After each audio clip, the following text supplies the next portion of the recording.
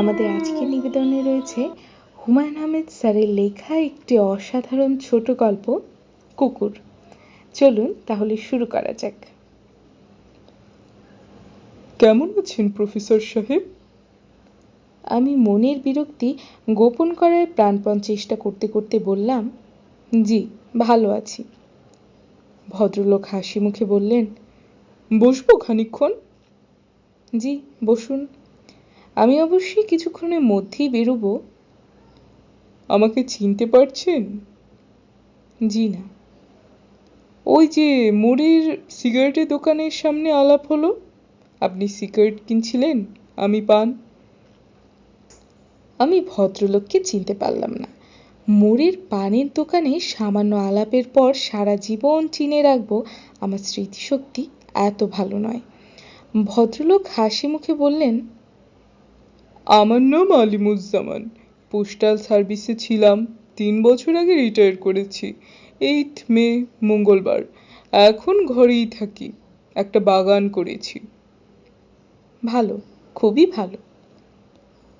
ভদ্রলোক সোফায় বসেছেন, কৌতূহলী চোখে চারদিক দেখছেন।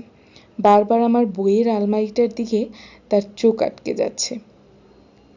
আমি শঙ্কিত বোধ করছি, এখনই হয়তো বলবেন, আপনার তো অনেক বই, কয়েকটা বই নিয়ে যাই, পরে ফেরত দেব। আমি এখন পর্যন্ত কাউকে দেখিনি যে বই পড়ে ফেরত দেয়। ইনিও দেবেন তা মনে হয় না। বই নিয়ে ছুতোয় রোজ এসে বিরক্ত করবেন। আমি এমন কোনো মিশুক লোক না যে এই বুড়ো মানুষটির সঙ্গ পছন্দ করব। প্রফেসর সাহেব, আপনি ভূত প্রেত এসব বিশ্বাস করেন? জি না, করি না। শুনে ভালো লাগলো।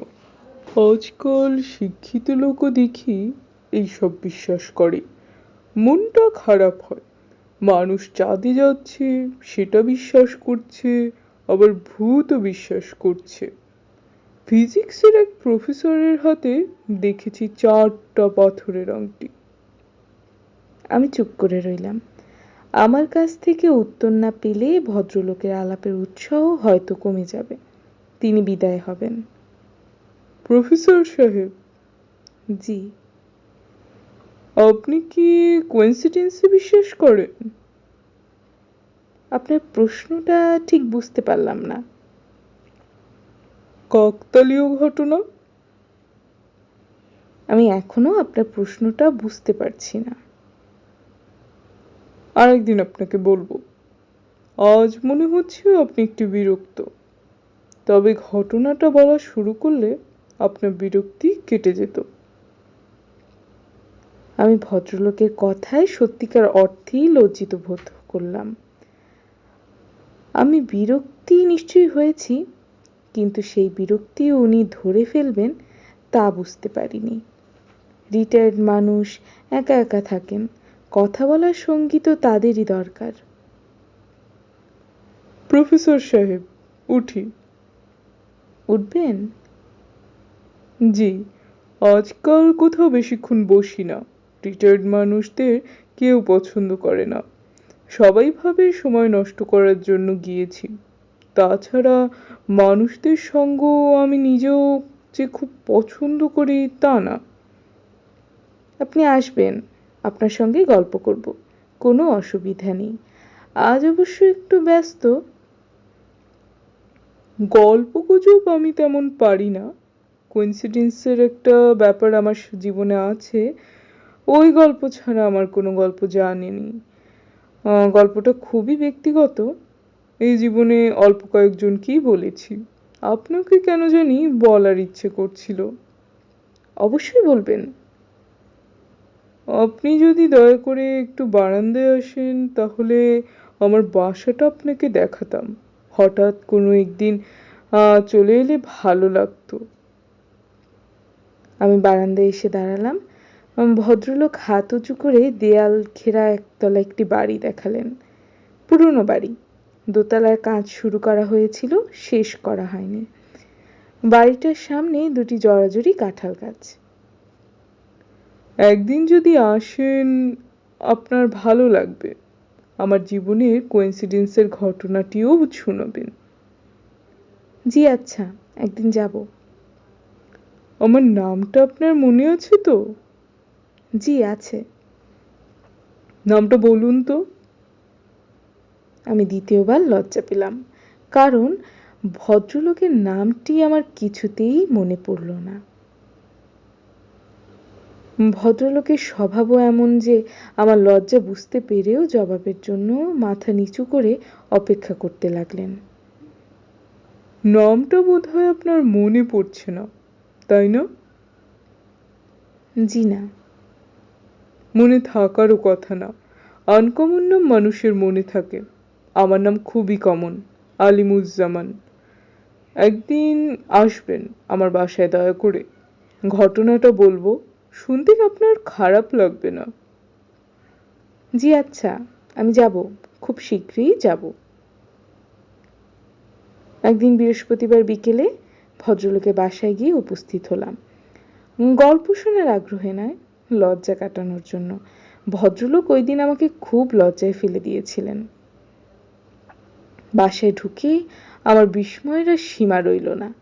সাধারণ একটি বসার ঘর, বেতের কয়েকটি চেয়ার, দেয়াল জোড়া বইয়ের আলমারিতে ঠাসা। খুব কম করে হলেও ১,০১৫ ভদ্রলোকের সংগ্রহে আছে। কারো ব্যক্তিগত সংগ্রহে এত বই থাকে আমার জানা ছিল না। নিজের অজান্তেই আমি বললাম, অপূর্ব। ভদ্রলোক হাসি মুখে বললেন, বলেছিলাম না আমার বাসায় এলে আপনার ভালো লাগবে। আপনার বইয়ের সংগ্রহ কত? ১৬,০০০-এর কিছু বেশি। আমার শোবার ঘরেও বেশ কিছু বই আছে, আপনাকে দেখাবো। সব আপনার নিজের সংগ্রহ? কিছু কিছু মানুষ আছে পশুপ্রেমিক। কুকুর, বেড়াল, ভেড়া, গরু এইসব জন্তুর প্রতি তাদের অসাধারণ মমতা। রাস্তায় একজন ভিখারি চিৎকার করে কাঁদতে দেখলেও ভিখারি কাছে এগিয়ে যাবে না, কিন্তু একটা বিড়াল কই কই করে কাঁদলে ছুটে যাবে, বিড়ালটাকে পানি খাওয়াবে। আপনাকে শুরুতেই বলে রাখি, আমি এরকম কোনো পশুপ্রেমিক না। কুকুর, বেড়াল এইসব আমার অপছন্দের প্রাণী। একটা গরু বা ভেড়ার গায়ে আমি হাত দিতে পারি, কিন্তু কুকুর বা বেড়ালের গায়ে হাত দিতে আমার ঘেন্না লাগে। তাছাড়া ডিপথেরিয়া, জলাতঙ্ক এসব অসুখ এদের মাধ্যমেই ছড়ায়, এটাও আমি সবসময় মনে রাখি। যাই হোক, মূল গল্পে ফিরে যাই। আমি তখন ইন্টারমিডিয়েট ফার্স্ট ইয়ারে পড়ি। শীতকাল। কলেজে প্র্যাকটিক্যাল শেষে বাসায় ফিরতে ফিরতে সন্ধে হয়ে যায়। তখন পড়ি কুমিল্লা ভিক্টোরিয়া কলেজে। আমাদের বাসা ঠাকুরপাড়ায়। একদিন বাসায় ফিরছি, দিনটা মনে আছে, বুধবার। সন্ধে মিলিয়ে গেছে, গায়ে গরম কাপড় ছিল না, প্রচণ্ড শীত লাগছে। বাসার কাছাকাছি এসে দেখি পাড়ার ৩-৪টা ছেলে কাগজ, শুকনো কাঠ এসব জড়ো করে আগুন করছে। আমাদের সামনের বাসার নানটুকেও দেখা গেল, মহা দাদ্দুর ছেলে। তার হাতে একটা কুকুর ছানা, ছানাটার গায়ে কাপড় জড়ানো, শুধু মুখ বের হয়ে আছে। কুকুরছানা আরামে কুই কুই করছে। আমি বললাম, কি হচ্ছে রে নান্টু? নান্টু দাঁত বের করে হাসলো। অন্য একজন বলল, নান্টু কুকুরকে কম্বল পরিয়েছে, শীত লাগছে তো এই জন্য। দলের বাকি সবাই হো হো করে হেসে উঠল। ছেলেগুলোর বয়স 10 থেকে 11-র মধ্যে। এই বয়সের বালকেরা সব সময় খুব আনন্দে থাকে, নানা জায়গা থেকে আনন্দের উপকরণ সংগ্রহ করে। কুকুরকে কাপড় দিয়ে মোড়া হয়েছে, এতেই তাদের আনন্দের সীমা নেই। মানুষের সাধারণ প্রবৃত্তি হচ্ছে আনন্দে অংশগ্রহণ করা। আমি ওদের দিকে এগিয়ে গেলাম। অবাক হয়ে লক্ষ্য করলাম আমার এগিয়ে যাওয়াটা কেউ তেমন পছন্দ করছে না, মুখ চাওয়াচাওয়ি করছে। হয়তো তারা চায় না ছোটদের খেলায় বড়রা অংশগ্রহণ করুক। নানটুকে খুবই বিরক্ত মনে হলো। ওদের কাছে গিয়ে দাঁড়ানো মাত্র কেরোসিনের গন্ধ পেলাম। হয়তো বাসা থেকে কেরোসিন এনে কেরোসিন ঢেলে আগুন জ্বেলেছে। বালকরা কায়দা কানুন খুব ভালোবাসে। কেরোসিন দিয়েছিস নাকি? কেউ কোনো জবাব দিল না। নান্টুর মুখ কঠিন হয়ে গেল। আমি ব্যাপারটা ঠিক বুঝতে পারছি না। নান্টু বলল, আপনি চলে যান। তার গলা কঠিন, চোখের দৃষ্টি তীক্ষ্ণ। তাকিয়ে দেখি নান্টুর কোলের কুকুরছানা ভিজে চুপচুপ করছে। বুকটা ধক করে উঠল। এরা কুকুরছানাটার গায়ের কাপড়ে কেরোসিন দিয়ে চুবিয়েছে নাকি? নতুন কোনো খেলা? একে আগুনে ছেড়ে দেবে না তো? শিশুরা মাঝে মাঝে নিষ্ঠুর খেলায় মেতে ওঠে। আমি কড়া গলায় বললাম, এই নান্টু, তুই কুকুরটার গায়ে কেরোসিন ঢেলেছিস? নান্টু কঠিন গলায় বলল, তাতে আপনার কি? কেন কেরোসিন ঢাললি? নান্টু কিছু বলল না। অন্য একজন বলল, কুকুর ছানাটাকে আগুনের মধ্যে ছাড়বে। এর গলায় ঘুঙুর বাঁধা আছে। আগুনে ছাড়লে এর গায়ে আগুন লাগবে আর সে দৌড়াবে, ঘুঙুর বাজবে। যত তাড়াতাড়ি দৌড়াবে তত তাড়াতাড়ি ঘুঙুর বাজবে। এইটাই মজা। আমি হতভম্ব। এরা বলে কি? ছেলেটার কথা শেষ হবার আগেই নান্টু কুকুর ছানাটাকে আগুনে ফেলে দিল। দাউ দাউ করে আগুন জ্বলে উঠল। কুকুরছানা দৌড়লো না, এক জায়গায় দাঁড়িয়ে রইল। হয়তোবা মানুষের নিষ্ঠুরতায় হতভম্ব হয়ে গিয়েছিল। আমি আগুনের উপর লাফিয়ে পড়লাম। আমার শার্টে আগুন ধরে গেল, প্যান্টে আগুন ধরে গেল, এইসব কিছুই গ্রাহ্য করলাম না। আমার একমাত্র চিন্তা বাচ্চাটাকে আগুন থেকে বের করতে হবে। আলিমুজ্জামান সাহেব থামলেন। আমি বললাম, বের করতে পেরেছিলেন? হ্যাঁ। বাচ্চাটা বেঁচে ছিল? না, বাঁচেনি। বাঁচার কথাও না। আমার গায়ে 3rd ডিগ্রি বার্ন হয়ে গেল। কুমিল্লা মেডিকেলে কিছুদিন থাকলাম, তারপর আমাকে পাঠানো হলো ঢাকা মেডিকেল কলেজে। 2 মাসের উপর হাসপাতালে থাকতে হলো। এক পর্যায়ে ডাক্তাররা আমাকে বাঁচানোর আশায় ছেড়ে দিয়েছিল। সেই সময়ে বার্নের চিকিৎসার তেমন ব্যবস্থা ছিল না। স্কিন গ্রাফটিং হতো না, অল্পতেই শরীরে ইনফেকশন হয়ে যেত। যাই হোক, বেঁচে গেলাম। তবে সে বছর পরীক্ষাটা দিতে পারলাম না। আলিমুজ্জামান সাহেব নিঃশ্বাস নেবার জন্য থামা মাত্রই আমি বললাম, আপনি একজন অসাধারণ মানুষ। মোটেই না। আমি বোকা বলতে পারেন। সামান্য একটি কুকুরছানাকে বাঁচানোর জন্য নিজের জীবন যেতে বসেছিল। তখন সবাই আমার এই বোকামির কথাটা আলোচনা করত। আমার নিজেরও মাঝে মাঝে মনে হতো হয়তো বোকামিই করেছি। একজন মানুষের জীবন চেয়ে কুকুরের জীবনের দাম অবশ্যই কম। আপনার গল্প শুনে মুগ্ধ হয়েছি। এটা কিন্তু গল্প না, এটা গল্পের ভূমিকা। মূল গল্প এখনো বাকি। ঢাকা থেকে সুস্থ হয়ে বাসায় ফিরেছি। শরীর তখনও দুর্বল। ডাক্তার বলে দিয়েছে প্রচুর রেস্ট নিতে হবে। শুয়ে বসেই দিন কাটছে। আমার ঘর দোতলায়, মাথার কাছেই বিরাট জানালা। জানালা দিয়ে বাইরে তাকিয়ে শুয়ে থাকতে খুব খারাপ লাগে না। এক রাতের কথা, হঠাৎ ঘুম ভেঙে গেছে। জানালা দিয়ে বাইরে তাকালাম, ফকফকে জ্যোৎস্না। সেই জ্যোৎস্নায় অদ্ভুত একটি দৃশ্য চোখে পড়ল। রাজ্যের কুকুর এসে জড়ো হয়েছে আমার বাসার সামনে। কেউ কোনো সাড়া শব্দ করছে না বা ছোটাছুটিও করছে না। সবকটা মূর্তির মতো বসে আছে। আমার গায়ে কাঁটা দিয়ে উঠল। ব্যাপারটা কি? একসঙ্গে এতগুলো কুকুর আমি এর আগে কখনো দেখিনি। এদের এই জাতীয় আচরণের কথাও শুনিনি। আমাকে তাকাতে দেখে সবাই আমার মুখ দিকে ফিরিয়ে তাকালো। অবাক হয়ে তাকিয়ে আছি। দেখি হঠাৎ তাদের মধ্যে এক ধরনের চাঞ্চল্য দেখা গেল। এরা একে একে চলে গেল, যেন তাদের কোনো গোপন অনুষ্ঠান ছিল, অনুষ্ঠান শেষ হয়েছে, এখন চলে যাচ্ছে। এই ব্যাপার মাঝে মাঝে ঘটতে লাগলো। নির্দিষ্ট কোনো সময় না, মাসে একবার কিংবা 2 মাসে একবার। এরকম একটি ঘটনা চাপা থাকার কথা নয়, সবাই জেনে গেল। অনেকেই দুপুর রাতে কুকুরের দল দেখতে আসতো।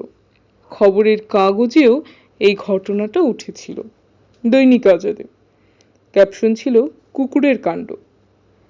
আমার ছোট বোন আমাকে খুব খ্যাপাতো। সে বলতো, কুকুরের জন্য তুমি জীবন দিতে যাচ্ছিলে, কাজেই তারা তোমাকে রাজা বানিয়েছে, তুমি হচ্ছ কুকুর রাজা। আমার বাবা পরের বছর বদলি হয়ে পাবনা চলে গেলেন। আমিও বাবার সাথে গেলাম। সেখানেও এই একই কাণ্ড। 1 মাস 2 মাস পর পর হঠাৎ রাজ্যের কুকুর বাসার সামনে এসে জড়ো হয়, মূর্তির মতো চুপচাপ বসে থাকে। একবার আমার চোখে চোখ পড়া মাত্র মাথা নিচু করে চলে যায়। যেখানে গিয়েছি এই কাণ্ডই ঘটেছে। যে কোনো এক অদ্ভুত উপায়ে কুকুররা আমার খবর পৌঁছে দিয়েছে। শুধু তাই নয়, আমার মনে হয় কুকুররা আমাকে পাহারাও দেয়। আমি যখন রাস্তায় হাঁটি, একটা দুটো কুকুর সবসময় আমার সঙ্গে থাকে। আজ আমার বয়স 67, আজও এই একই ব্যাপার ঘটছে। আমি আশ্চর্য হয়ে বললাম, বলেন কি? যা বলছি তার মধ্যে এক বর্ণও মিথ্যে নেই। তবে কুকুরের স্বভাব আগের মতো ঘন ঘন হয় না। 6 মাসে বছরে একবার হয়, তবে হয়। কুকুরের ভাষা আমি জানি না, জানলে অবশ্যই জিজ্ঞাসা করতাম, তোমরা কি চাও, এইসব কেন করো তোমরা? ব্যাপারটা কি আপনার পছন্দ হয় না? না, পছন্দ হয় না। একদিন দুদিনে ব্যাপার হলে হয়তো পছন্দ হতো। একদিন দুদিনে ব্যাপার তো নয়, দিনের পর দিন ঘটছে। ভবিষ্যতে আবারও হবে বলে আপনার ধারণা? হ্যাঁ, হবে। আজ রাতেও হতে পারে। আপনি কি দেখতে চান? বলতে বলতে আনিসুজ্জামান সাহেবের চোখ মুখ বিকৃত হয়ে গেল, যেন তিনি প্রচন্ড রাগ করছেন, যেন এই মুহূর্তেই চেঁচিয়ে উঠবেন। আমি বললাম, আপনি মনে হয় ব্যাপারটা খুব আপসেট। এত আপসেট হবার কি আছে? পশুরা কৃতজ্ঞতা প্রকাশ করছে, এত রাগ হবার কিছু নেই। কৃতজ্ঞতা প্রকাশের অধিকার নিশ্চয়ই পশুদেরও আছে। এটা কৃতজ্ঞতা প্রকাশের ব্যাপার নয়, এটা একটি ভৌতিক ব্যাপার, সুপারন্যাচারাল ব্যাপার। এর মধ্যে সুপারন্যাচারালের অংশ কোনটি? পুরো ব্যাপারটাই তো সুপারন্যাচারাল। এই অংশটি আপনাকে বলিনি, তাই আপনি বুঝতে পারছেন না। আচ্ছা, বলুন, শুনছি। যে কুকুরছানাটিকে আমি বাঁচাতে চেয়েছিলাম, সেই কুকুরছানাটি দলটির মধ্যে সব সময় থাকে। পুরো কয়লা হয়ে যাওয়া একটি কুকুর, গলায় ঘুঙুর বাঁধা। কুকুরছানাটা মাথা দুলায় আর ঘুঙুরের শব্দ হয়। আপনি ছাড়াও অন্যরাও কি এই কুকুরছানাটি দেখে? না, আর কেউ দেখে না, শুধু আমিই দেখতে পাই। দেখুন ভাই, আমি বিজ্ঞানের ছাত্র না, আমার বিষয় ইতিহাস। তবু অবৈজ্ঞানিক কোনো কিছুই আমি আমার জীবনে গ্রহণ করিনি। ভূত পেট ঝাড়ফুঁক পীর ফকির কিছুই না। অথচ সেই আমাকেই সারা জীবন একটা অতি প্রাকৃতিক ঘটনা হজম করে যেতে হচ্ছে। আমি বললাম, আবার কখনো এরকম কিছু হলে আপনি দয়া করে আমাকে খবর দেবেন। তিনি জবাব দিলেন না। আমি বিদায় নিয়ে চলে এলাম। প্রায় 5 মাস পর রাত 2টোয় টেলিফোন বেজে উঠল। আনিসুজ্জামান সাহেব ফোন করেছেন। তিনি কাঁপা কাঁপা গলায় বললেন, ওরে এসেছে, আপনি কি আসবেন? শ্রাবণ মাসের রাত, বাইরে ঝুম বৃষ্টি হচ্ছে। বাড়ির বাইরে পা দিলেই একরকম হাঁটু পানি। এমন দুর্যোগের রাতে কোথাও যাবার প্রশ্নই ওঠে না। আমি টেলিফোন নামিয়ে বিছানার চাদর নিচে